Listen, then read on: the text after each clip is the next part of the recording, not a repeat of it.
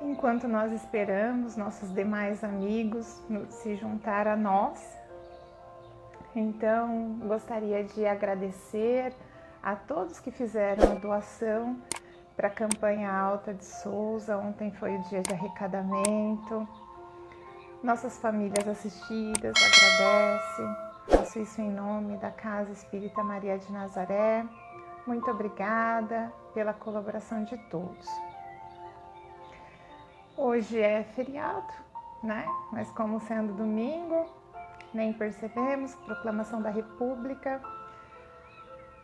Que Deus realmente possa olhar pelo nosso país, nos dando a verdadeira liberdade, né? Que muitas vezes a gente vê os políticos querendo esconder um pouco e podar um pouco da nossa liberdade, né? Que Ele possa proteger. Boa noite, Fanny. Boa noite, Cida. Hoje também aconteceu a eleição municipal. Então que também, né, nossos políticos possam realmente ter um caminho bem conduzido, iluminado, para que realmente possa providenciar o que esse povo brasileiro tão sofrido necessita, dando mais respeito, saúde. Vamos torcer para que Deus guie os passos deles, né? E os nossos também. Bom, já são 18 horas, então nós podemos iniciar a nossa palestra com o tema hoje é função da infância no desenvolvimento do espírito. Então vou abaixar aqui um pouquinho. Então que possamos todos em união mental nos conectar com os mentores do nosso lar, aos da Casa Espírita, trazendo boas vibrações para nós e para os nossos lares, abrindo as nossas mentes para novos conhecimentos, para que esses conhecimentos possam fazer parte da nossa essência e nós, como espíritas, possamos aplicar no dia a dia. Vibramos a todos os nossos parentes que gostaríamos que estivessem unidos a nós neste momento, mas que por motivos maiores não podem. Que assim seja. Então, quanto à função da infância no desenvolvimento do espírito, esse tema ele vem ali do Livro dos Espíritos, né? Ele é do segundo livro, capítulo 7, Retorno à Vida Corporal, item 6, da infância.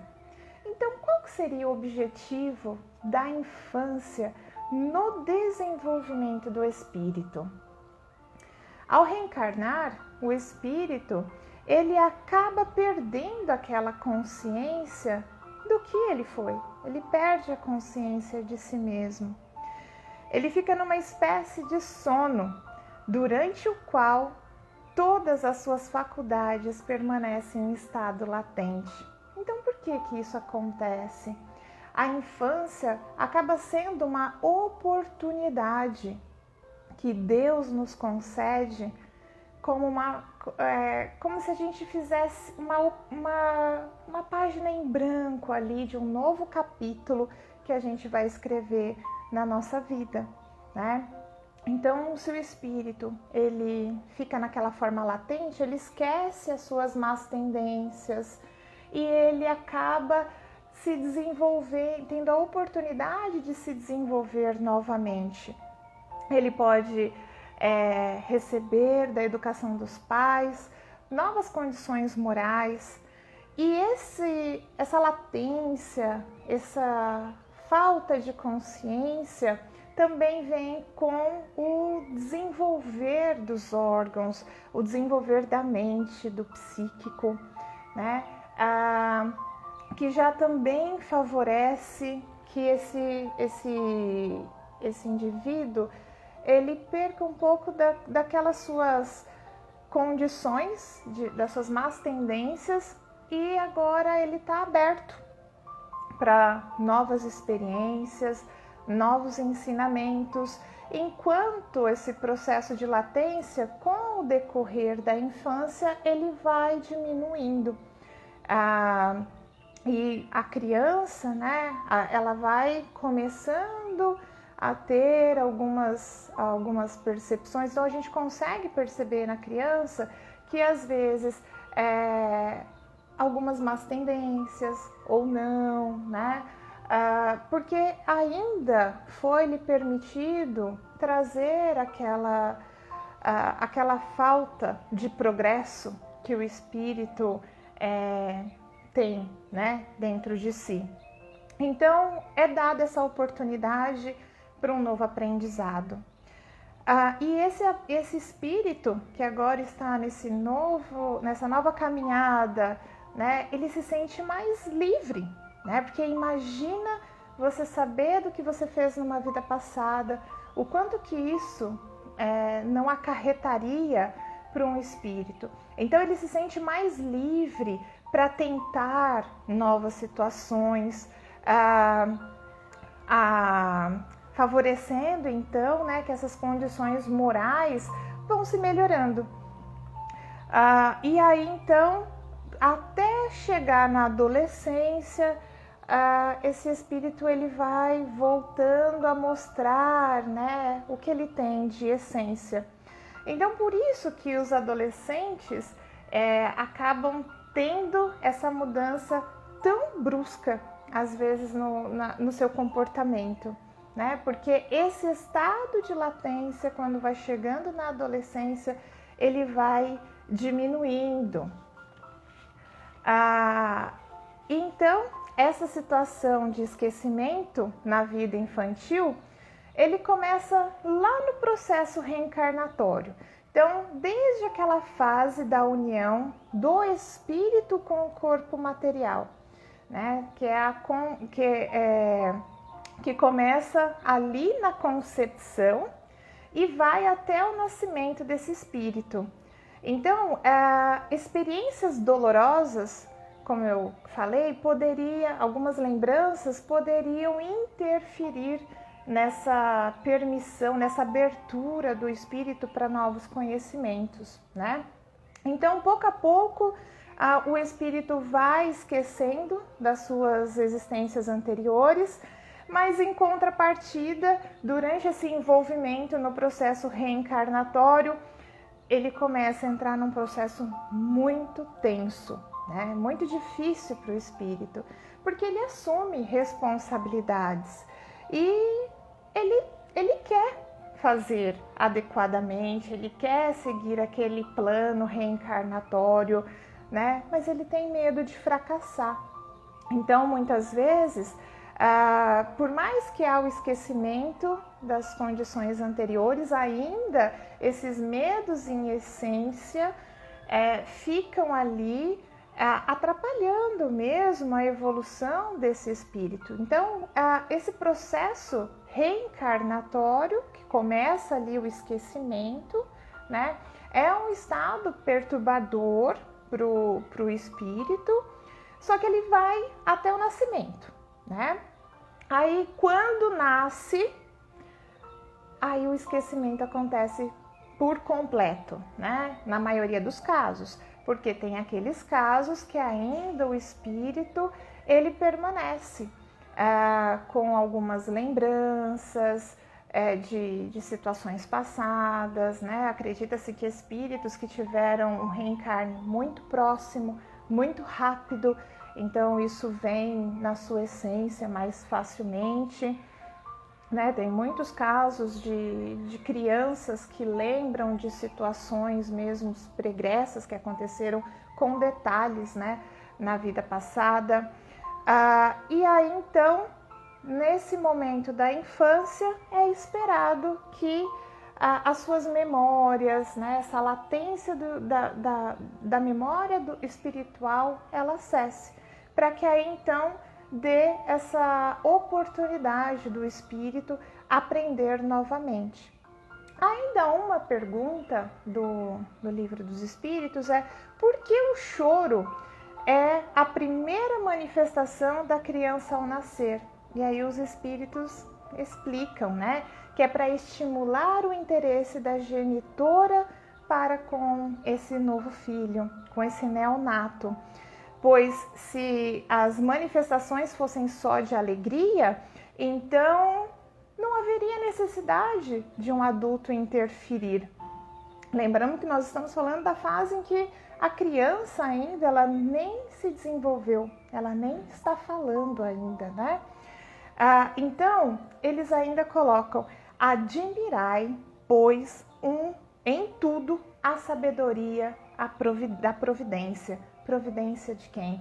Divina. Então Deus, ele é muito perfeita as suas leis, né? E não tem como sair, perder aquela essência. Então ele pensa em tudo, tudo está ali entremeado, né?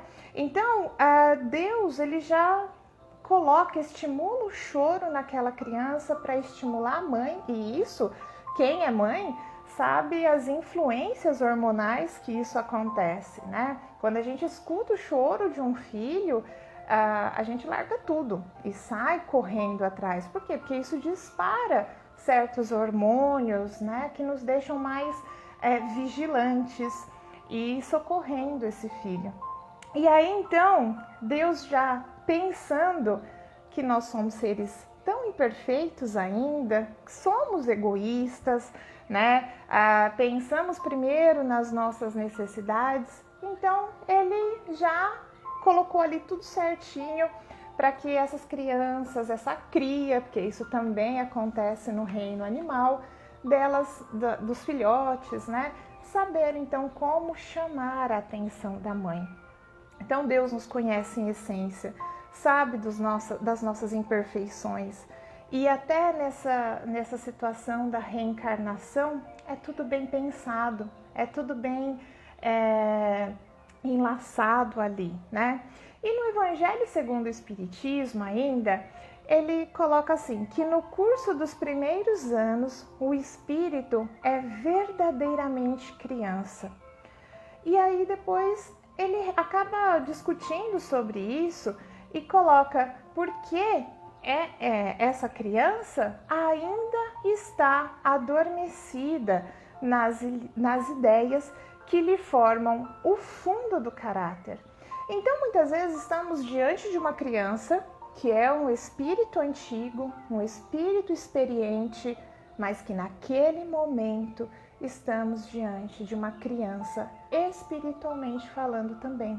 Porque se esse espírito ele está nessa situação de latência, ele não tem consciência. Ele age muito mais por uma situação de instinto do que consciência, né? Então, quando uma criança ela vem com más tendências e nós percebemos muitas vezes isso na criança, ela está agindo pelo que ela traz de essência, pela falta do seu progresso moral em decorrência de outras existências, mas ela não tem ciência do que ela está fazendo, né? Então, nós entramos muitas vezes nas questões das correções por agressividade, né? E isso, essa agressividade nossa é muito mais uma falha nossa do que até da própria criança. Eu não estou querendo dizer aqui que nós não temos que dar limite, pelo contrário. Crianças que trazem essas situações de desvio de moral, muitas vezes a gente consegue corrigir isso muito cedo, né? Aquelas que a gente não consegue corrigir, às vezes é porque nós estamos errando também na forma que estamos educando, nos exemplos que nós estamos dando. Então, o que vem trazer essa questão dessa latência, dessa adormecência, né, na vida infantil, é que esse é o melhor momento que nós temos para corrigir esses desvios morais.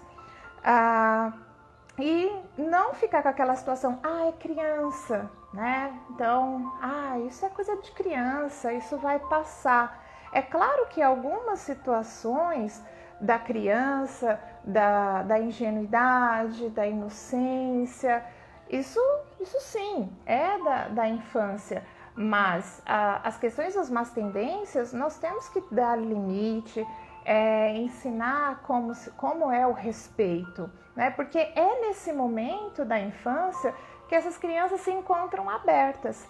Então, a gente sabe que até os 4 anos está sendo formada a personalidade dessas crianças, porque o sistema neurológico dessas crianças também está em formação.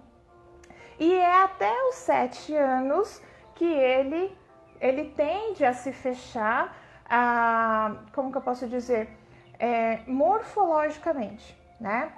Após os 7 anos, ainda ocorre o desenvolvimento psíquico até os 20 anos de idade, 21, que é quando aquele indivíduo ele deixa mesmo de ser dependente dos pais, né?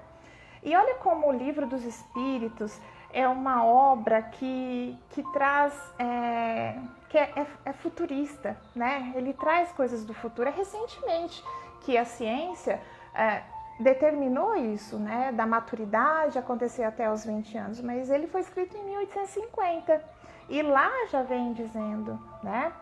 Então é mais uma coisa que a gente tem que dar valor na doutrina espírita, né? Essa questão do Livro dos Espíritos está cheio de riquezas ali. E é impressionante, quando a gente o lê pela primeira vez, muitas coisas a gente nem consegue entender. E aí depois que a gente vai estudando vários autores, estudando a própria ciência, quando a gente volta para o Livro dos Espíritos, nós encontramos a informação lá, né? Porque realmente mostra o quanto que também muitas vezes nós somos infantis diante desse nosso desenvolvimento, desse nosso aprendizado. Mas voltando na questão da infância em si, então esse período é o melhor período para os pais entrarem com uma educação, claro, sempre amorosa, e oferecer e exigir respeito, isso está no amor. Exigir limite também está no amor, né? Então, nesse momento é dado para que o espírito se renove, ele comece a construir esses novos conhecimentos, né? E depois dele começar a colocar tantas informações novas, já que é uma época que ele está aberto para novos aprendizados, quando ele vai chegando próximo da adolescência, que é quando, em essência, ele começa a se expressar, né? As suas más tendências tendem a aparecer, como ele teve aquela desenvoltura na infância, ele consegue abafar, né? essas más tendências. E aí isso vai melhorando com o passar do tempo. Depois fica realmente a cabo, né, do próprio espírito, se ele quer se continuar a se transformar. Por isso que é muito importante a gente jogar responsabilidade para os adolescentes, de que o que ele está passando é por culpa dele, por escolhas que ele fez, que as escolhas elas têm sim consequências, né? E a gente pode ir fazendo isso com a criança também. É claro, não esperando de repente que a criança entenda tudo aquilo que você está querendo passar, mas o importante é você passar, né? É claro, passar essas informações com uma linguagem que ela possa compreender, numa linguagem mais do seu mundo, Mas se naquele momento ela não foi capaz de entender, ela vai cometer o mesmo erro ali para frente e você vai ter a nova oportunidade para falar novamente daquilo com amor e carinho, até que um dia ela vai estar pronta para entender o que você está querendo, né? Que o pai está querendo trazer, o cuidador está querendo trazer. Então, se a gente fosse pensar nessa inocência que acontece com a criança, é para que não falte, né? Para que possa realmente imputar excessiva severidade, que não possa, né? Espera lá, vamos de novo. Para que não lhe possam imputar excessiva severidade, ou seja, essa inocência vem para que o espírito possa se permitir, né? Ele deixe de lado aquele sentimento de culpa, de medo de fracassar novamente. Então ele pode ter uma nova oportunidade. E Deus dá às crianças todos os aspectos da inocência. Este aspecto de inocência é também necessário aos pais, que necessitam do amor que essa fraqueza caracteriza. Esse amor se enfraqueceria grandemente à vista de um caráter áspero e intratável. Então, aquele olhar da criança, né, angelical, aquela inocência, isso não só traz benefícios para a nova existência desse espírito, como também traz uma nova condição para os pais. Nós não sabemos quem estamos recebendo na nossa casa como filho. O Livro dos Espíritos, em muitas outras passagens, acaba colocando essas situações nesse próprio capítulo, em que nós sabemos que a nossa vida, de muitos, é para resgate, né? E nós não sabemos quem foi nossos filhos, o que nós fizemos aos nossos filhos, o que os nossos filhos nos fizeram. Então, para o pai também é importante essa questão da inocência, para que permita, né, esse filho ele receber amor, receber mais carinho. Agora, se ele soubesse, o indivíduo que ele está ali na frente, o que foi lhe feito, também poderia ter implicações que barraria muito mais essa evolução espiritual, tá? Então, essa inocência, ela é necessária para despertar o melhor que há em nós pais, o amor, né? Então, quando a gente vê aquele bebezinho frágil, a gente quer acolher, a gente quer cuidar, e aí é a hora que nós aprendemos uma virtude, que é amar, né? Quem é pai, quem é mãe, sabe disso, que é naquele momento que tem um imprint ali, né? Você olha, você fala, nossa, ele depende de mim e agora eu vou cuidar. Então, essa situação da inocência que vai favorecendo todo esse novo emaranhamento, entrelaçamento entre essas almas. E aí, então, essas informações nos mostram que ser pai nos traz muita responsabilidade. Não que aquele espírito que está vindo também não tenha responsabilidade, né? Ele tem o livre-arbítrio. Deus não barra o nosso livre-arbítrio. Então, quem somos nós para barrar, né, a vontade dos nossos filhos? Nós temos que trazer a informação que aqueles atos terão consequências.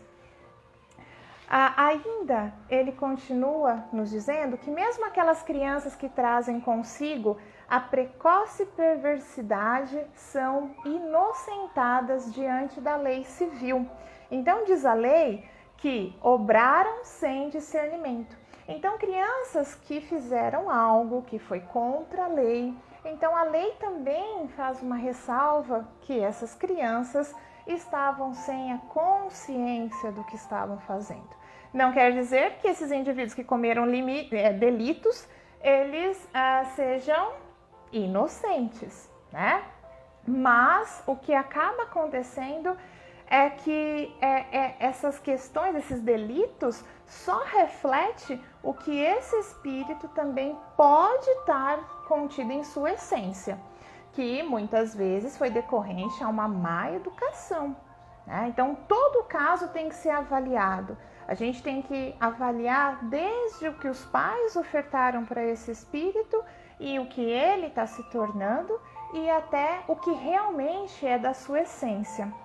Então, nesse caso, eles obram mais por instintos do que intencionalmente. Sofrem por efeito dessa falta de progresso as consequências, não dos atos que praticam na infância, mas aquela das suas existências anteriores, ou seja, a falta mesmo, né, de progresso aí, de questões morais. Só que nós não podemos, como pais, esperar então essa fase de latência passar. Ela tem que, nós temos que começar a falar com essa criança, nós precisamos educar essas crianças desde o berço. Foi o que eu disse, a gente tem que conversar com ele, trazendo uma informação mais para o mundo. Se não for o momento dele, outro momento será.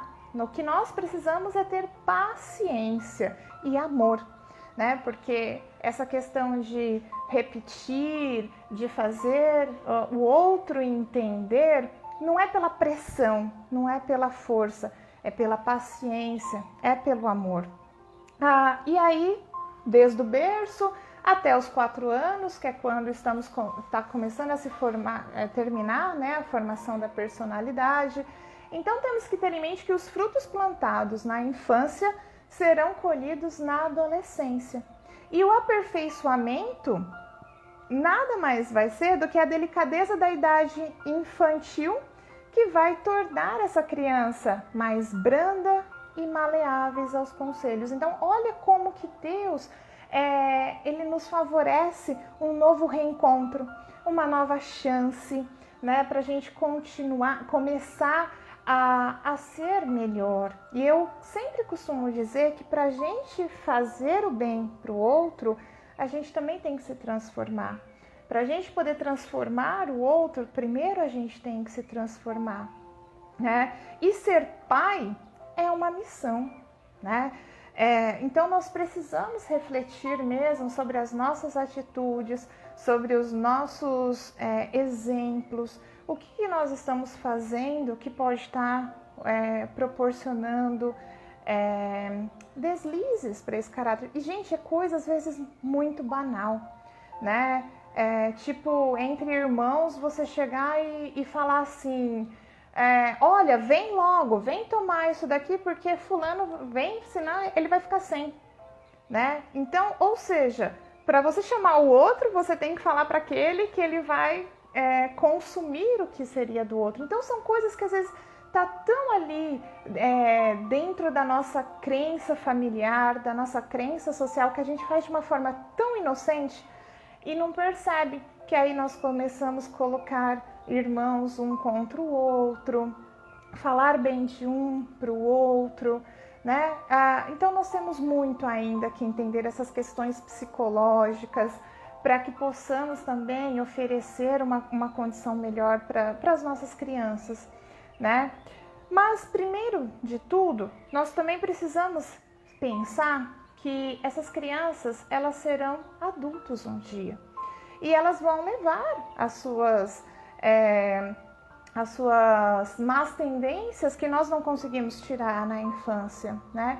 Então, se eu começo a colocar condições de virtude nesse filho, ele vai ser um adulto honrado, né? Então, eu tenho que conduzir a educação para o menino ser um bom pai, um bom esposo, para a menina ser uma boa mãe, uma boa esposa, porque assim eu vou estar explicando para eles que família é muito importante, é em primeiro lugar.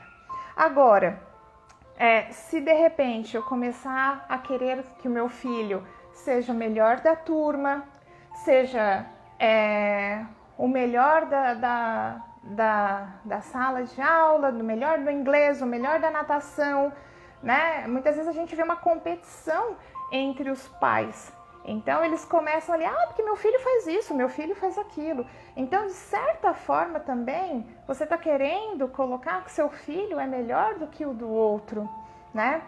E nisso você começa a escolher a faculdade para o seu filho, você começa a escolher o mercado de trabalho que ele deve fazer. E aí você pensa o quê? Que você começa a enfatizar o sucesso financeiro do seu filho e deixa de empobrecer os valores. Olhar, mostrar que o outro também é bom. Que o outro às vezes não conseguiu fazer aquilo de uma forma melhor, mas a gente não sabe o que ele pode fazer em outras situações. Cada um tem suas habilidades. Então a gente tem que começar a colocar essas coisinhas nas nossas pequenas crianças, né? Para que elas olhem de igual para o outro e não com aquela competição. Porque senão, gente, um dia, quando nós envelhecermos, nossos filhos, eles vão estar trabalhando para garantir o pagamento do nosso asilo. E muito ocupado em ganhar dinheiro, querendo ser o melhor no mercado de trabalho, querendo ser o melhor para a gente, tá? Mas ele vai estar o quê? Ocupado demais em querer ser o melhor, em querer ser, e vai deixar de cuidar da própria família. E isso é um efeito dominó catastrófico. Isso pode acontecer de ficar passando por gerações, né? Até que de repente vem naquela família e barre aquela situação e aceite novos valores e aí começa a colocar fim nisso. Então a gente tem que tomar analisar, e a melhor forma da gente fazer isso é meditando. Então vamos aproveitar a nossa infância espiritual para a gente estudar, para a gente se melhorar, entrar no nosso pensamento, né? E avaliar as nossas condutas. Mas tem aqueles casos que os pais se empenham tanto e ainda assim os filhos sucumbem. E qual que seria a punição para esses pais? Nenhuma, não é verdade? Porque eles não podem mais se sentir responsáveis pelo transviamento desse espírito. Então há esses casos sim que acontecem. E aí, por mais que esse filho tragam propensões, né, ruins, mais pesada será a tarefa do pai, só que vai ter maior mérito. Então, lá no fim da sua encarnação, quando tiver, né, o desenlace, então vai ter o seu reconhecimento, o seu esforço. Mas, gente, vamos então nos permitir, se errarmos, nós podemos mudar o amanhã, se começarmos hoje. Então, errar faz parte, aqui é uma escola, né? Se nós não errássemos, nós não precisaríamos estar mais aqui. Só que nós temos que começar a dar valor nos nossos erros.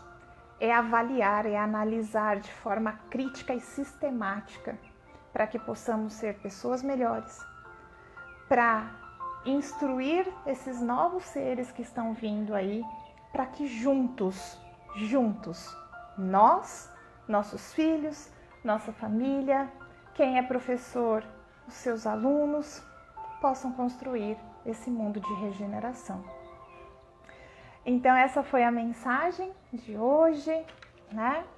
Muito obrigada por todos que estiveram aqui e vamos para o nosso momento, para a nossa finalização. Que essa mensagem possa entrar no nosso íntimo, realmente fazendo parte da nossa consciência, do nosso dia a dia, que possamos olhar, ajudar o próximo, sem julgar, mas analisando de uma forma amorosa e ajudando. Pois ser pai é uma grande caridade para o espírito que vem aí. Só que a caridade é com nós mesmos, porque juntos nós poderemos aprender e ensinar ao mesmo tempo. Uma coisa que ser pai nos oferece é uma virtude, a paciência. E que essa paciência possa realmente ser renovada exaltada todos os dias. Que as boas energias podem adentrar o lar de cada um e uma boa semana carregada de boas vibrações, de luz, amor e paz a todos. Um grande beijo, gente. Fiquem com Deus. Tchau, tchau.